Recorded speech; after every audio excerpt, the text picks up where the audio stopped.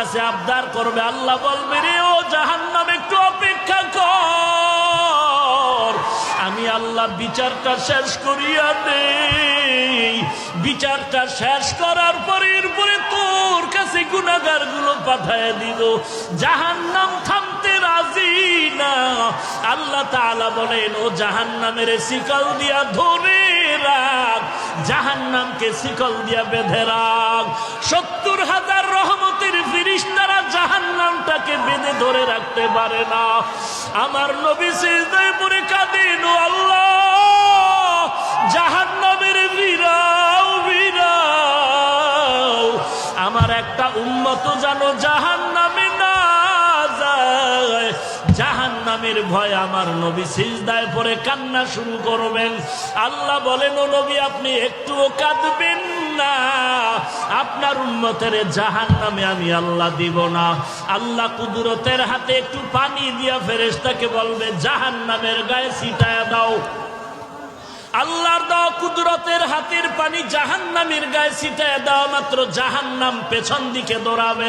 ফেরেশতারা বলবেন, ওরে মালিক, শিকল দিয়া যেই জাহান্নামের ধরে রাখতে পারি না, একটু সামান্য পানি দেওয়া মাত্র জাহান্নাম পেছনে চলে গেল। এটা কেমন বরকতের পানি?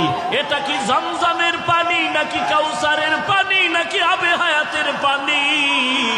আল্লাহ বলবেন, এটা তো কাউসারের পানিও না, জমজমের পানিও না, এই পানি হলো আমার গুনাহগার বান্দার চোখের পানি।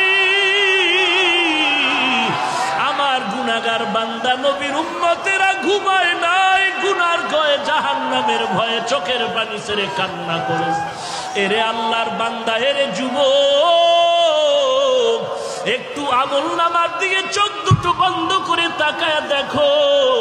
গুনার কারণে আমার হাত না পাক, আমার জিহ্বা না পাক, আমার অন্তর না পাক। গুনার কারণে আমার চোখ দুটো না পাক, আমার পা না পাক। আমার মতো জাহান্নামের আসামি আর কেউ নাই। আজকে এই ময়দানে চোখের পানি ছেড়ে আল্লাহকে মায়া করে ডাক দাও, রে মালিক,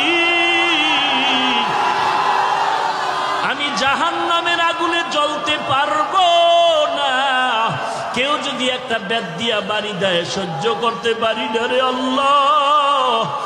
গুনাহ নিয়ে কবরে গেলে কবরের মাটির চাপ কেমনে সহ্য করবো রে মালিক।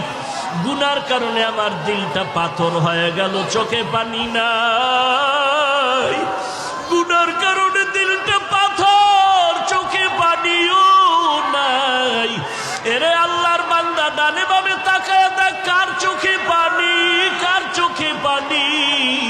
হাতটা বাড়ায়া দোয়া নাও, কান্নাওয়ালার দোয়া খালি ফেরত যাবে না।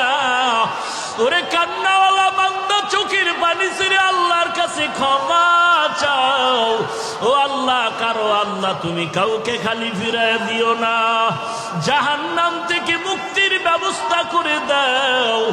গুনাহ করে জীবনটারে নষ্ট করেছি, আজকে তওবা করলাম, আর গুনাহ করব না, আর গুনার পথে যাব না রে আল্লাহ।